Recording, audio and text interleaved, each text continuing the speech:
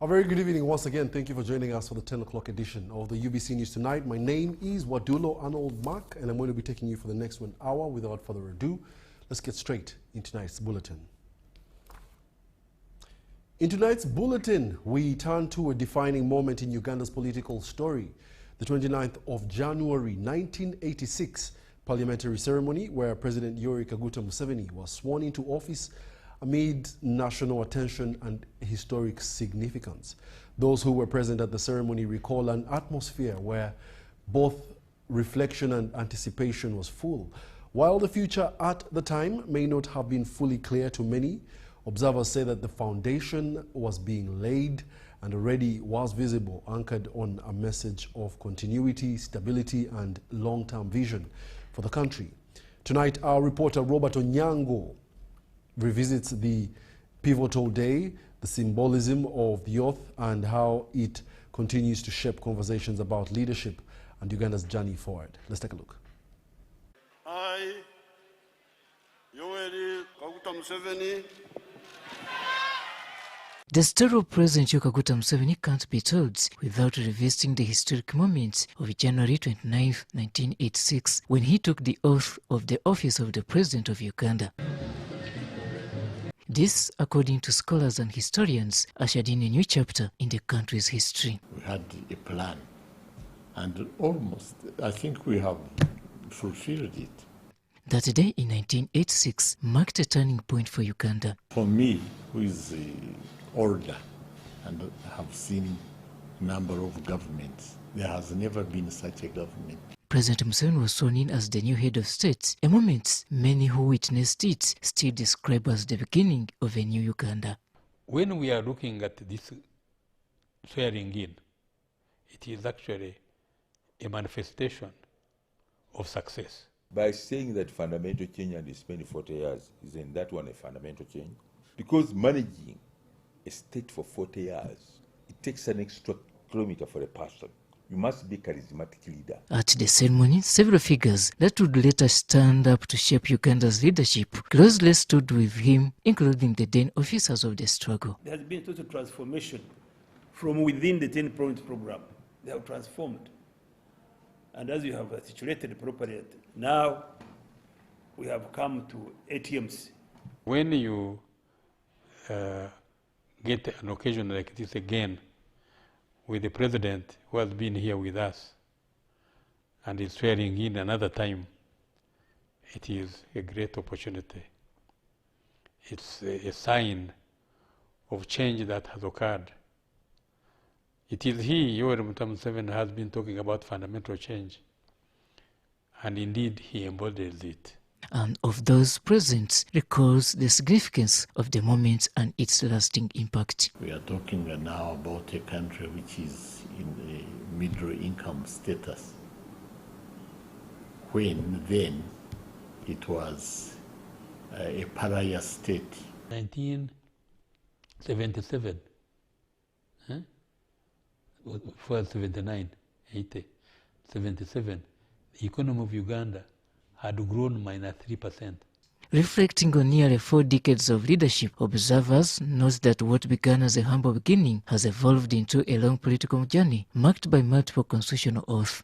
The significant point, in my opinion, is the achievements that have been made by his leadership, by President Museveni's leadership.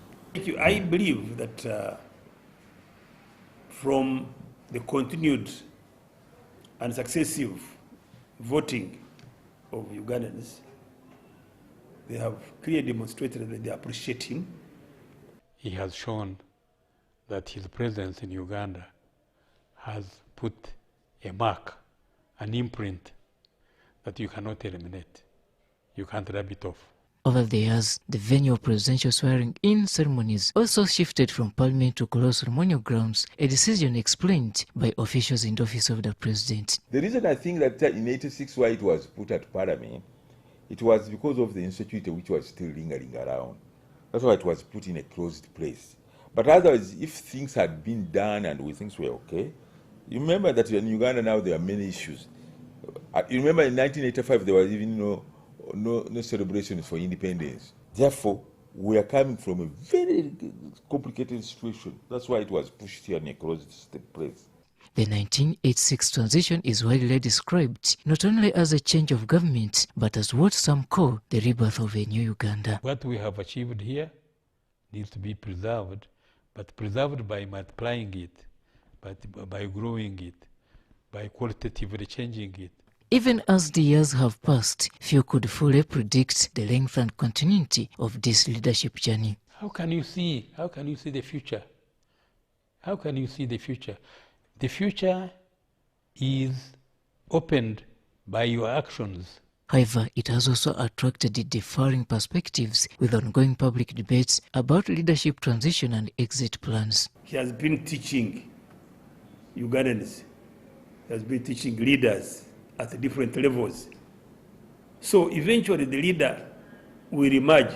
There are many people who are showing interest. When that time comes, the constitution is there and transition will take place. As Uganda reflects on the legacy of 1986, there is little debate that the name Yoweri Kaguta Museveni remains deeply entrenched in the country's political history. President Museveni is a good teacher of our times, following Mwalimu Nyerere. Robert Onyango, UBC News. Key takeaway quote from that story is leadership is determined by your action, or the future is determined by your actions. So in more news, after 5 years at the forefront of grassroots mobilization in Bunyoro, State Minister for Bunyoro Affairs Jennifer Namuyangu is wrapping up a tenure marked by aggressive community empowerment and wealth creation drives. From boosting household incomes through agriculture to rolling out micro-group financing and skills training, Namuyangu says that the mission has been translated by President Yoweri Kaguta Museveni's wealth creation agenda into real opportunities for ordinary families across the sub-region. So tonight we take a look at the impact of the challenges, the legacy she leaves behind in Bunyoro. So, on behalf of His Excellency General Yoweri Kaguta Museveni, the current president and the incoming president, the command of the armed forces, the chairperson of the mighty NRM party, I have the pleasure to hand over 1,000 pieces of hand hose to Kiryandongo district. While delivering the items on behalf of President Yoweri Museveni through the office of the Prime Minister, State Minister for Bunyoro Affairs Jennifer Namuyangu thanked residents for their continued support to the government and the ruling NRM party. I want to thank you for voting for President Yoweri Museveni. I want to thank you again. The latest project empowerment exercise in Bunyoro saw over 1,000 handholds distributed to selected beneficiaries across the sub-region to support agricultural production and household income generation. That money is a grant. They don't pay us back. But the intention was to uplift the standard of living for our people. And I'm happy again that Kiryandongo and many groups in Bunyoro, they have done very well with this money. Leaders overseeing the exercise emphasized transparency and accountability, directing district executive committees to ensure the tools are given strictly to approved beneficiaries. We are doing this in the entire region, starting with Kiryandongo. We are handing over 1,000 handholds. And again, I want to encourage you to make sure that those beneficiaries whose list is submitted should be the ones to get these handholds. Kagadi Resident District Commissioner Caroline Muyambi Nashemeza commended government for consistently extending support to grassroots communities through empowerment programs. Our work of the RDCs is to monitor and inspect government programs. So we shall be coming to their homes to monitor the utilization of this food. If we find any beneficiary selling off the whole, we are going to arrest you. Residents were also sensitized on government micro-group initiatives, which officials noting that organized groups stand a chance of benefiting from government interventions. In addition, government extended a 9 million shilling grant to support a coffee nursery enterprise under parish community associations, with beneficiaries advised to invest directly in coffee seedlings for sustainable income generation. Iron sheets were also distributed to schools and churches to improve community infrastructure, while selected groups benefited from financial support under the zonal industrial hub. The coffee, where we are going to hand over the damage checks, is again one of the 7 enterprises. And how do we support the coffee? At least identify the 3 nursery operators, and we give them money, and we encourage them to raise coffee seed. Iron sheets were also distributed to schools and churches to improve community infrastructure, where selected groups benefited from financial support under the Zonal Industrial Hub initiative aimed at promoting skill development and income-generating activities.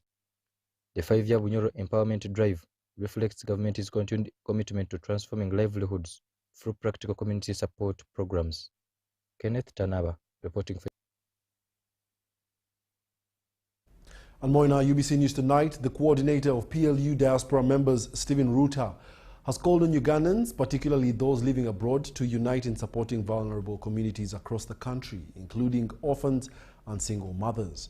He emphasized that collective compassion and solidarity are essential for Uganda's continued growth and prosperity. Ruta made these remarks during a hamper collection drive for breastfeeding mothers organized by PLU Diaspora members. The event was held at the Special Forces Command headquarters in Entebbe and was organized in the celebration of General Muhoozi Kainerugaba's birthday. He noted that the initiative was inspired by General Muhoozi's spirit of generosity and his commitment to uplifting ordinary Ugandans, adding that such acts of charity should be embraced more widely within and beyond the country. Young people who are disadvantaged, one, they cannot afford a meal. Neither can they go to school. So if there is a charity that can be able to help bring their living so that they can live the normal life like any of us here, I think it's a call for each and every one of us. So in so doing, after the birthday run, me as a coordinator of Diaspora Affairs and the PLU, I reached out to my chapter leaders and we said, now, our leader has challenged us or has opened the way for us. What else can we do? The theme for this year has been Run for Hope, Run for Charity. We chose as PLU members of the diaspora that we should give back to the community. We identified the groups of people that we thought would definitely need our support, and we chose to support the expectant mothers, the mothers themselves, and the babies of the mothers. We can't be selfish to keep them all in consistency. I already said that we are a family with very many units, and we shall see how to distribute them, even inside us, even in our periphery, some people can benefit. Among the critical services that we give maternal child health, mama kits. Yes, you see now those are not maternal child health. We shall be in charge to see how best everyone can just over units can benefit.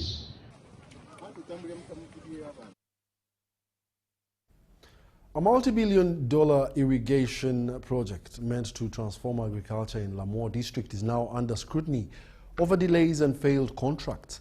Leaders and farmers in Agoro sub-county accuse contractors of abandoning workers and worsening agricultural production. During a tour of the facility, State Minister for Northern Uganda, Kenneth Omona, demanded accountability, a comprehensive report on the troubled scheme. The silence around Agoro irrigation scheme tells a story of frustration and disappointment. Water channels stretch across dry gardens where thriving rice fields once stood. At the center of the growing anger is a project that has consumed billions of shillings over several years. The production has actually now gone down because the people have stopped their native way of production with hope that this project will get finished and then help them now even produce better. I think this is the disappointment we have. The minister faulted contractors for operating without involving local authorities and community leaders. All the local leaders here didn't understand what was happening. They have no scope of work of all the contractors that have come here and gone. And they also don't know when this contract or when this project will come to an end. And this is not very, very good. Omona warned that government would not tolerate continued waste of public resources. Now, if out of the 9 blocks of the 1,650 acres of land, they can only irrigate 3 blocks in a day. So that is almost less than 40% of performance of the dam per day. And I don't think this is expected to increase production. For local leaders, the current irrigation system no longer supports adequate farming. It really pains me a lot because those days with the uncontrolled flood system of irrigations that we used to carry, we could have ample water supply. But this one here, the water is restricted. The irrigation scheme was first established in the 1950s using traditional irrigation methods. Government later upgraded the scheme in the 1970s to support commercial rice production. For years, Agoro became one of northern Uganda's leading rice-producing areas, supplying markets across Uganda and South Sudan. In 2011, rehabilitation works began under different contractors to modernize the aging infrastructure. Residents say the intervention instead disrupted production. Rice in the entire sub-region Agoro was producing enough rice to serve the region. But now, with the government intervention, there is no rice now in Agoro. Because the way you look at this dam is lower than where the water should go. I mean, it is lower than where the water should go to the garden. That is the issue. Because even if you bring 1,000 contractor, it will not solve this issue. The dam is low. Responding to concerns, senior engineer Charles Bwire acknowledged delays in implementation. But the delays are partly due to the cash flow constraints of the contractor. Bwire, however, defended the project design and assured leaders that completion works were underway. But fortunately, as I speak, the contractor has been paid and should be able to execute the remaining works, which is about 15%. Whether the production can still restore Agoro's former agricultural glory, farmers remain uncertain. For now, empty stores, broken channels, and abandoned fields stand as painful reminders of unfulfilled promises. Henry Okrut, UBC. Thank you very much, Henry Okrut. Residents from villages in Kihanda, Katete, Matanda, and surrounding sub-counties in Kanungu district have voiced strong opposition to the controversial Matanda irrigation scheme, accusing officials from the Ministry of Water and Environment of acquiring their land without adequate compensation. Tensions flared during a heated community meeting where residents rejected explanations from the ministry officials and the Kanungu resident district commissioner, demanding clear answers and fair redress over the dispute project. These are the details. In Kanungu district, anger and frustration have boiled over among residents from Jihanda, Katete, Matanda, and surrounding sub-counties over the distributed Matanda irrigation scheme project. The tense community meeting held in Kalitunsi Forest in Mutuzo Sil, Katete sub-county, brought together affected residents, officials from the Ministry of Water and Environment, and Kanungu Resident District Commissioner Ambrose Amanyire Mwesigwa. Residents, many calling parakites, accused authorities of taking their land without fair or adequate compensation, while others say they have never been compensated at all. Some claim they lost entire pieces of land and homes, saying repeated appeals for justice have gone unanswered. Titwine butoro ebintu by'abantu byona babikwasire itwe nk'abaturage bakatubinjira busha kugira ngo itwe batubinge aza government ababungereza bagobororemu bashinja umuryo buwire barete byoma kubaresere byoma nazeyo naganira nabo umuburunji banshaba bagira ngo turimo kucebera obugumu bwitaka twishirizangana bacebera. As emotions ran high, RDC Ambrose Amanyere Mwesije urged residents to speak out freely and attempted to address their grievances. But efforts to explain the compensation process by Robina Kamsime from the Ministry of Water and Environment were repeatedly interrupted as residents rejected the explanation, forcing security and officials to intervene to restore order. They tell us with the ministry pay their money. Their money is already there. For this and investigate it properly, give us a report. One affected resident, Christine Joy Tumsime, claims she lost more than 100 acres of land without compensation, questioning the legitimacy of the project as she alleged continued extraction of stones from the area. Mpaka eryanyi okuva mu ofisi ya RDC bakozesa abasirikale ba UPDF ne bajja ne bakuba amasasi ne batiisatiisa abantu ne baleta abachina n'ebimotoka ne batandika okusima minerals ze baagala mu ttaka lyange. Residents are now calling on President Yoweri Kaguta Museveni and relevant ministers to urgently intervene, describing the situation as exploitation of vulnerable communities. Saba President gweweka gwe tutaddeko amasa abantu be Kanungu. Saba President ajja tuyambe tuli kubona bona tuli nkempunji. Aba owekitindisa Yoweri Kaguta Museveni aija tuyambe. However, RDC Ambrose Amanyere Mwesije acknowledged that some compensation payments were made, though he noted they were based on prevailing land values, which some residents dispute. When people were being assessed, they did not pay keen attention to, one, the assessment reports, and two, the valuation reports. That were already paid, feel they were underpaid. We cannot call it an underpayment because the values at the time they were assessed and valued were as such. So even then, the persons affected, as long as they were paid according to such values, they have got to accept and allow the project to go on.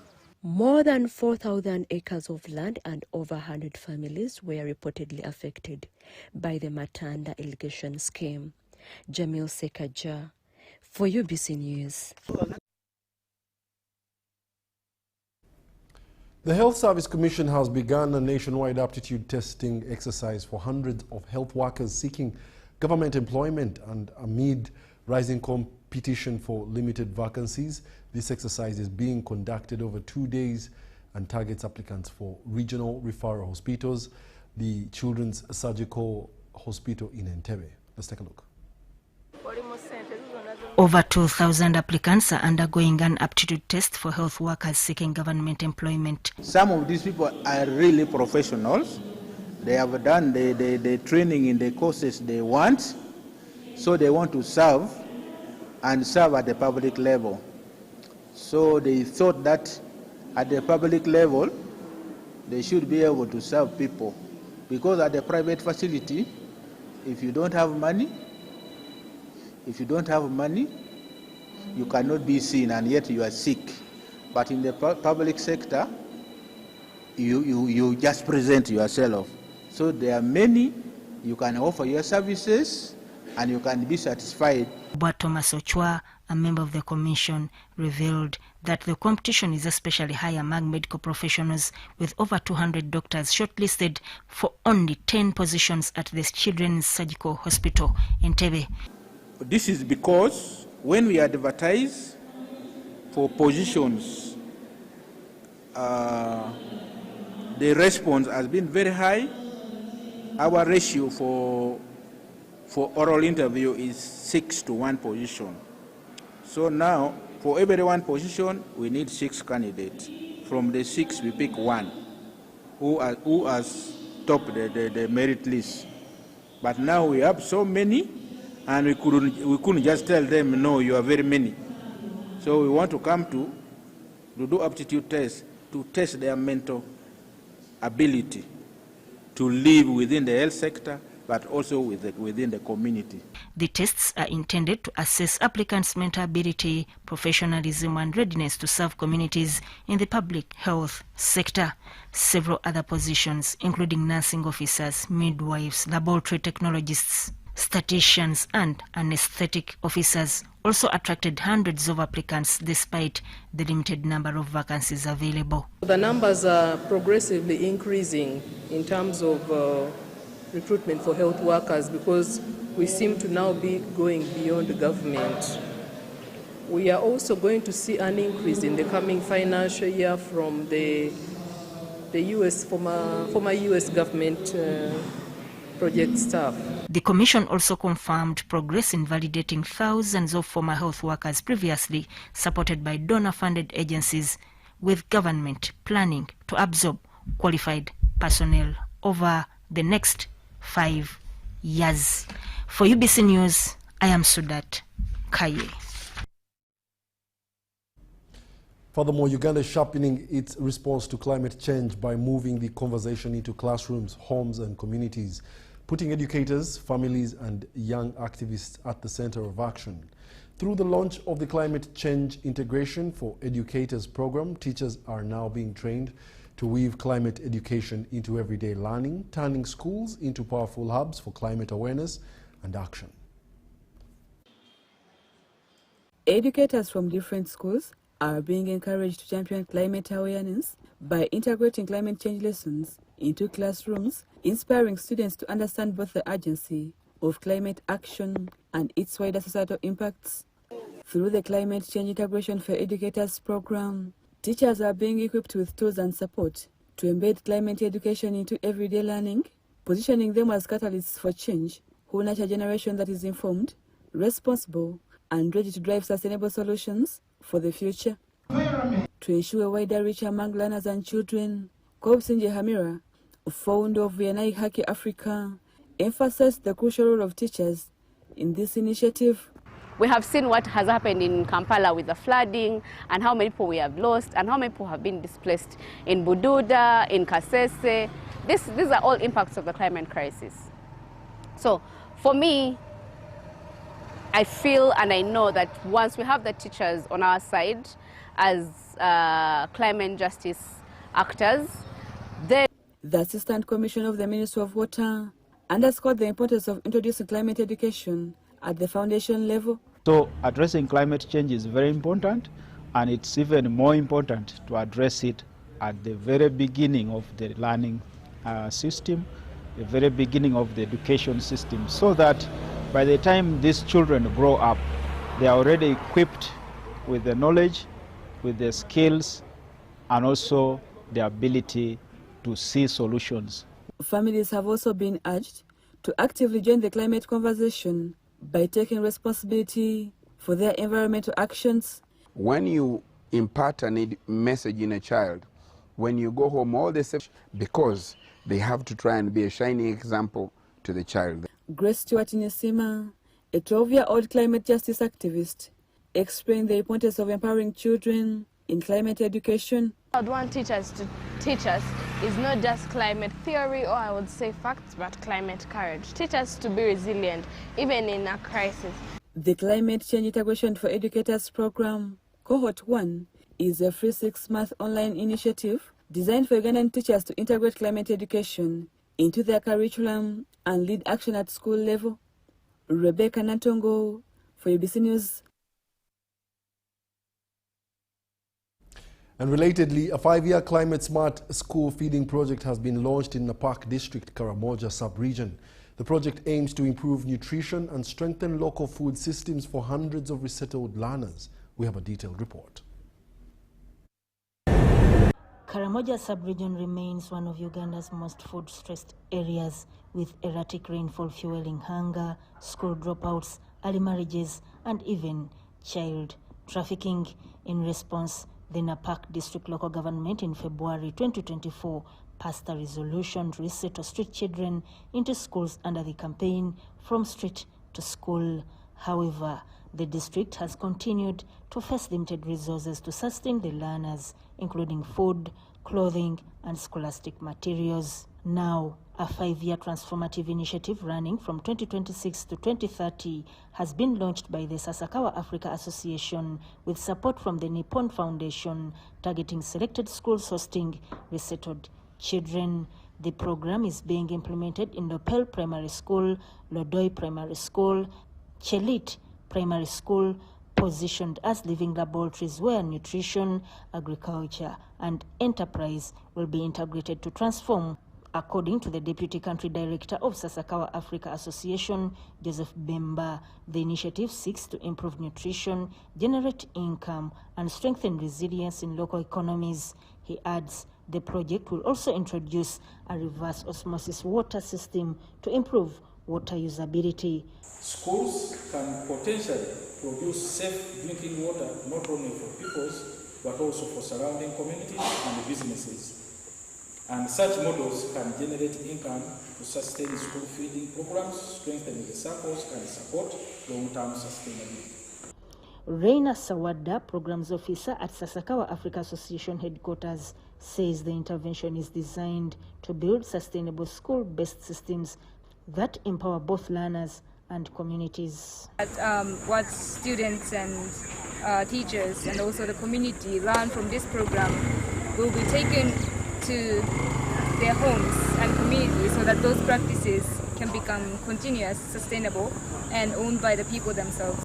Napak District Chairperson John Pokodet, together with school heads, expressed optimism, noting that with support such as tractors and farm inputs, schools can significantly boost food production, ease the burden of feeding learners, and improve retention in school.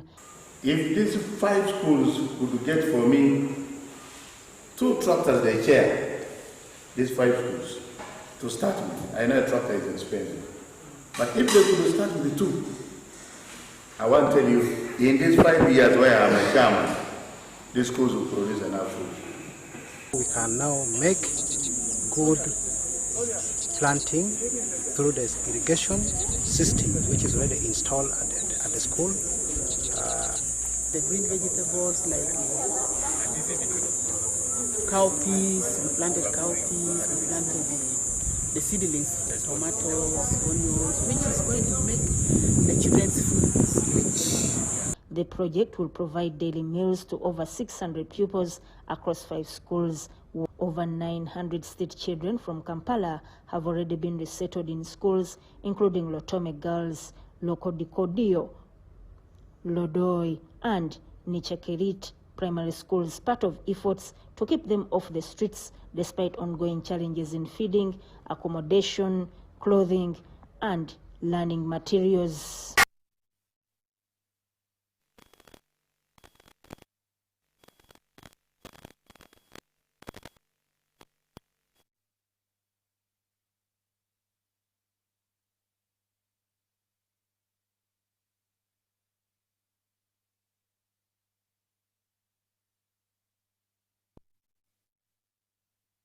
The quality of seed is important in the agricultural system since it determines the yields and quality of harvest for any crop. Although the National Agricultural Research Organization has played a very important role in developing foundation seed, there are a number of challenges along the seed value chain that have affected the quality of seed that reaches the farmers. Ministry of Agriculture, Animal Industry and Fisheries has now started the roll-out of seed tracking and traceability system, STTS, to strengthen monitoring to private companies producing seed. So we are piloting the system now with a number of seed companies as the first stage of deployment of the system, but it will also end up getting to other multipliers, the outgrowers, and eventually all other users will have to get to know about the system. The system has capabilities to support the tracking of the seed from production right from the breeder seed when it gets to pre-basic, basic, and the certified seed which goes to the market. However, during the dissemination of the finding on Uganda's seed system by the African Seed Access Index, it was noted that Uganda still imports high volumes of seed, especially for maize, despite the fact that there are local seed producing companies. Another reason could be the lifespan of the seed. Sometimes this seed that you see farmers importing, or seed companies importing, or agro dealers importing, sometimes it can stay for a long period of time when it is still valid, or when it can still germinate. According to the Uganda Seed Traders Association, there is still need to educate the farmers about the importance of using good quality seed. People mix the word seed with grain. Those two words needs a lot of awareness, sensitization to the farmers, understanding seed. And it is not even farmers only, but even the elites. When somebody speaks about seed, actually for you in your understanding, who knows it is not meaning seed. Much as literally seed means anything that can be planted and regenerate or grow into another plant.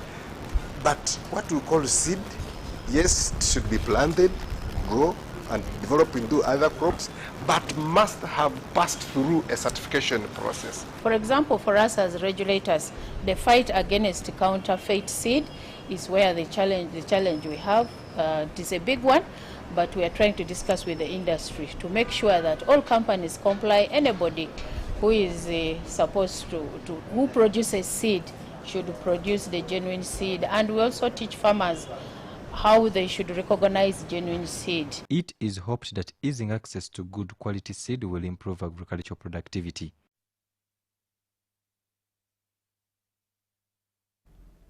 What began as an ordinary day for many families in Lweza and Kajansi turned out into a moment of hope and relief as hundreds gathered at St. Joseph's Catholic Parish Gardens for a free community medical camp organized by the Provisional Rotary Club of Lweza and its partners. Let's take a look. For years, many residents of Lweza and Kajansi have struggled to access specialized medical care due to the high cost of treatment and limited health facilities in their communities. Many people are sick, but they don't get services. People are poor. They cannot access these services. But hope was brought closer to home during the Lweza Community Health Camp 2026, organized by the Provisional Rotary Club of Lweza in partnership with other organizations at St. Joseph's Catholic Parish Gardens. They don't want to go to hospitals because they think they may not get the service. But when you bring services closer to them, they are encouraged and they come and utilize the services. Hundreds of residents turned up to receive free treatment and screening services and other non-communicable diseases. Medical officer at the Palliative Care Association of Uganda, Dr. Stephen Kasula, explains. Patients have come with condition which needs advanced investigations, and most of them they tell you don't have money to go, either they don't have knowledge of where to be referred to, either they don't have knowledge where to go, but we have done our best together with our partners to see that we give them the best treatment and to give them the best knowledge and to give them the best referral. Moses Sesanga, president of the Rotary Club of Lweza, says the health camp reflects Rotary's commitment to community service and preventive health care. The doctors are here, the health workers are all here, and our role is to make sure that we bring them to the people who need them and they offer the service. And the little giving which they are giving is impacting the communities around the country. Miranda Owembabazi, project director of the Provisional Rotary Club of Lweza, says the initiative is intended to expand access to affordable health care services for vulnerable communities. Whatever is facility you find in a hospital is here. We have ENT, we have dental, we have cancer screening for prostate and cervical, we have eye clinic here, we have malaria immunization, everything is here. HIV, TB screening. We have orthopedic. Residents praised the organizers, describing the health camp as a lifeline for families unable to afford medical treatment. And we'll now take a short commercial break and be back with more in business.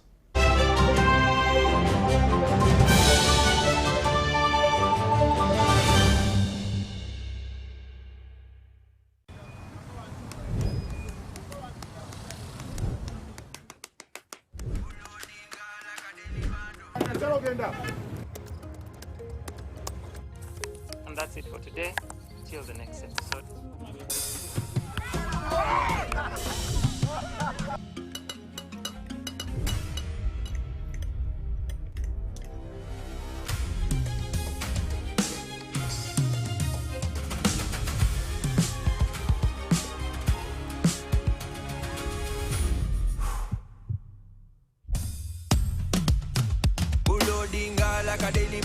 like a daily bando, like a daily bando. Omuliro nguwulira muli mu mutima kukankana like drums. Kalakata, kalakata, enendungu ya kusabula. Mikono juu, free of fire, free of fire, free of fire.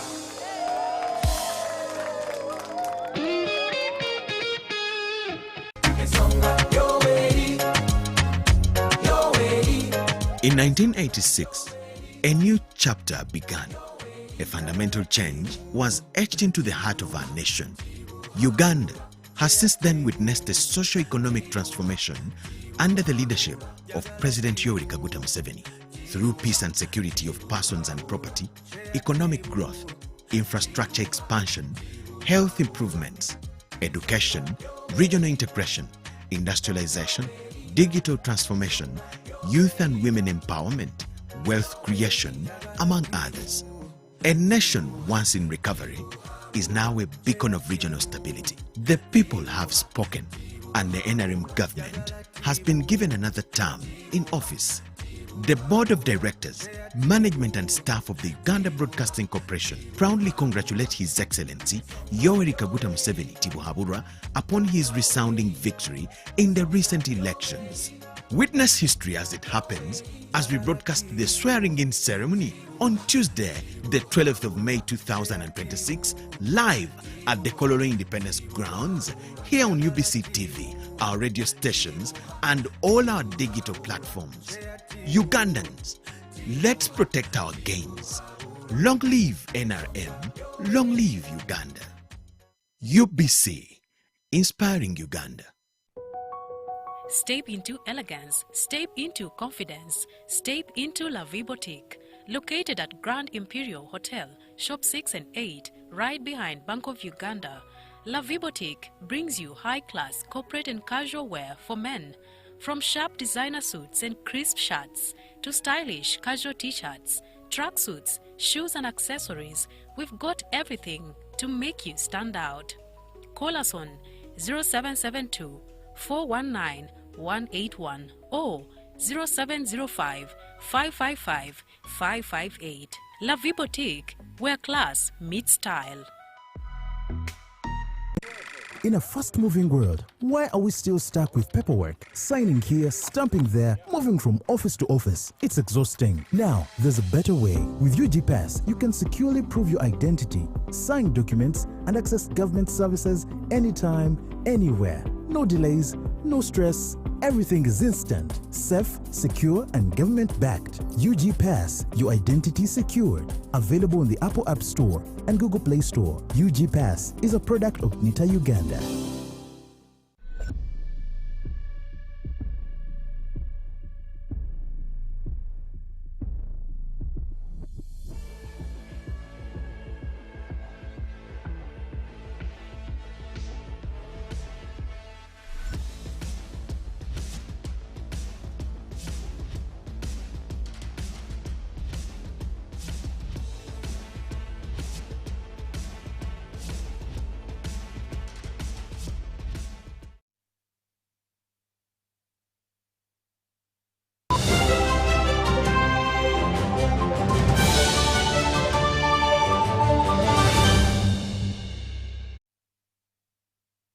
Welcome back. You're still watching the UBC News Tonight, broadcasting live from Nile Avenue in the world of business. In eastern Uganda's Doho irrigation scheme, rice farmers are turning innovation into profit with support from Korean partners for innovations in agriculture. Growers are embracing modern farming techniques from precision land preparation and straight line transplanting to the results transforming harvesting. Farmers are growing aromatic varieties like Naro 1 rice variety and Kafachi 39 rice variety, and they say that the yields and incomes are rising fast, as Okowu Joseph reports. For years, farmers at Olweni irrigation scheme planted rice in Leda district by randomly broadcasting seeds across fields, consuming excess seeds yet producing low yields. 20 kilos can plant an hectare, but initially I used to plant 100 kilos in 1 acre. You can now imagine that means I would have that 100 kilos would have planted me 5 hectares of rice. The expertise of Korean partnerships for innovation in agriculture has introduced new farming techniques, transforming harvests and elevating farmers' incomes. With this knowledge, really, to leader farmers should start the real farming in these months. I hope with this, the assistance, surely leader society also will make good, successive story. It all begins with proper land preparation, which ensures water spreads evenly across the fields, suppresses weeds, and improves soil conditions for successful rice cultivation. You must understand that rice is a hydrophyte. It is a plant that requires water. So a condition of water is a condition for the rice to thrive. Then, by the time you are even breaking the soil into sulfur components, you are even destroying the roots of weeds. That means even there will be less weed. Secondly, nursery beds play a main field. So if you have 2 acres, it means you're going to do 1 meter in width, and then you're going to do 20 meters, and then you're going to allow about 40 centimeters in between to allow you to be able to introduce water to that nursery later when it establishes. Thirdly, the seedlings are transplanted in straight rows, allowing for easier weeding, more efficient fertilizer application. At 15, the shorter lines at 30, such that you are able to have the rice feeding well, both from this side and this side. There's enough space, enough light for the crop to look good and to produce well. Recently, a group of Lweza rice farmers traveled to the Doha irrigation scheme for benchmarking, supported by the Korean Partnerships for Innovation in Agriculture. Many of our farmers have been using different kinds of varieties. Others take 6 months like the super, others 5 months. So even the harvest has been so irregular. But now with this, I see that we are able to adopt better farming methods and also harvest plant at the same time. Their benchmarking visit was aimed at learning new farming technologies and drawing inspiration from the successes achieved by the Doho farmers.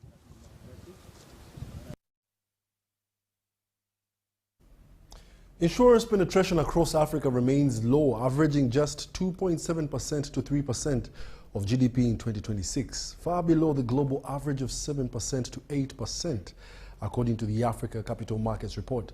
While South Africa leads with over 11%, most of the continent struggles at around 1%.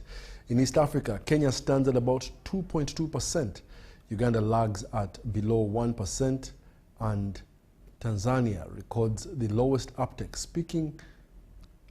Tanzania records the lowest uptake. Now, speaking at an awards dinner for top performing agents, Linus Batia, Chief Agency Officer at Jubilee Insurance, acknowledged Uganda's low insurance uptake, but stressed the urgent need for increased awareness and stronger policy integration to boost penetration. From an agent perspective, if you look at last year's total premiums collected, agency contributed close to 60% of those premiums. That is a huge amount of premium collected in the oil industry. Every year we celebrate our top performers in Jubilee. We want to recognize, if you know agency, agents are basically our key people within the business. Without the agent, we go all the way to ensure that we have a well-rounded agent to offer the right financial advice to every client out there. But right now we are seeing that the informal sector is coming up, but now the industry has a challenge of how to tailor the products to suit what they can understand and what they can take. Because there is one thing to remember, most of these policies are sometimes complex for them to understand. And which one of the things I use, because I'm coming from an underwriting background, where I have to go and I sit to this client, and then we tailor according to how they understand it. So the world is moving away from the where people are concentrating on the IQ and going to the emotional intelligence. You need to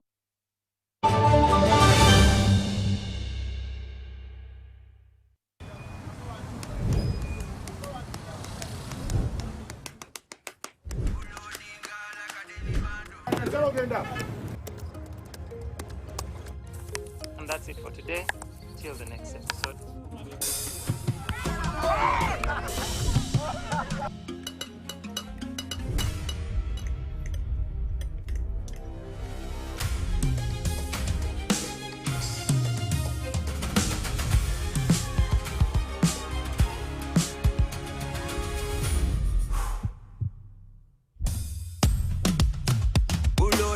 Like a daily bando, like a daily bando, like a daily bando.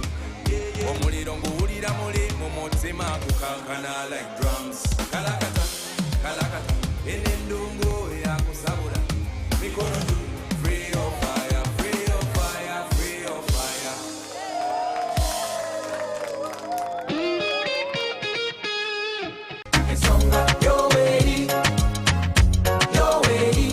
In 1986, a new chapter began. A fundamental change was etched into the heart of our nation. Uganda has since then witnessed a socio-economic transformation under the leadership of President Yoweri Kaguta Museveni. Through peace and security of persons and property, economic growth, infrastructure expansion, health improvements, education, regional integration, industrialization, digital transformation, youth and women empowerment, wealth creation, among others. A nation once in recovery is now a beacon of regional stability. The people have spoken, and the NRM government has been given another term in office. The Board of Directors, Management and Staff of the Uganda Broadcasting Corporation proudly congratulate His Excellency Yoweri Kaguta Museveni Tibuhaburwa upon his resounding victory in the recent elections. Witness history as it happens as we broadcast the swearing-in ceremony on Tuesday, the 12th of May 2026, live at the Kololo Independence Grounds, here on UBC TV, our radio stations, and all our digital platforms. Ugandans, let's protect our gains. Long live NRM, long live Uganda. UBC, inspiring Uganda.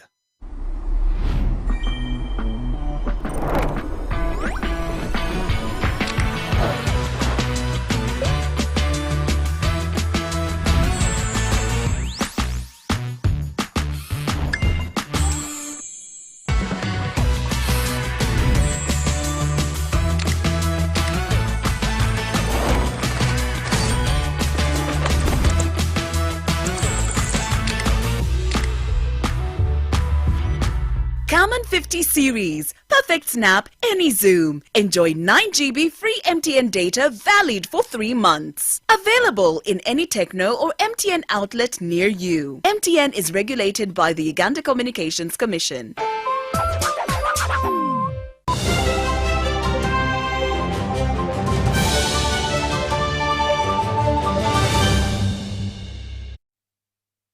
Welcome back. We're now taking you to the world of sports, where the Eastern Region Health Training Institution Sports Championship has ended at Agule Institute of Health Sciences and Management in Palisade District. Mbale College of Health Sciences emerged winners after beating long-time rivals Mbale School of Hygiene. These are the details.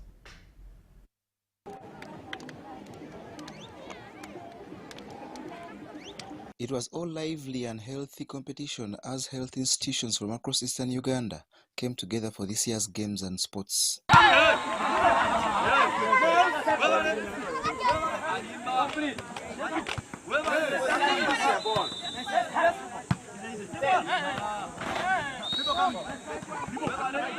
Mbale College of Health Sciences took the top spot after days of intense competition, followed by Mbale School of Hygiene. Salem Nursing and Midwifery School came third, followed by Alice Anume, while hosts Agoro Institute of Health Sciences finished fifth. I want to thank the Minister of Education for identifying Agoro Institute of Health Sciences to host the regional games for health training institutions. And two, we are grateful to the institutions who have participated in the games this calendar year, and it's the calendar year who are the ones who have hosted them. And I want to appreciate those ones who have succeeded and won the trophies. Above all, as an institution, who have had a wider sharing of experience, not only games, but to appreciate the aspects of health training, which is a bigger reason as why the medical institutions come together. Organizers say the games are important in shaping well-rounded health professionals beyond the classroom. We balance the education as well as we manage the sports, such that these boys train every day. We train them, and a part of that, the boys love the game. That's made us to be that we have trained and we have managed to see that we organize a very strong team. They competed in over 10 sports disciplines, including football, athletics, volleyball, netball, chess, ludo and omweso, among others.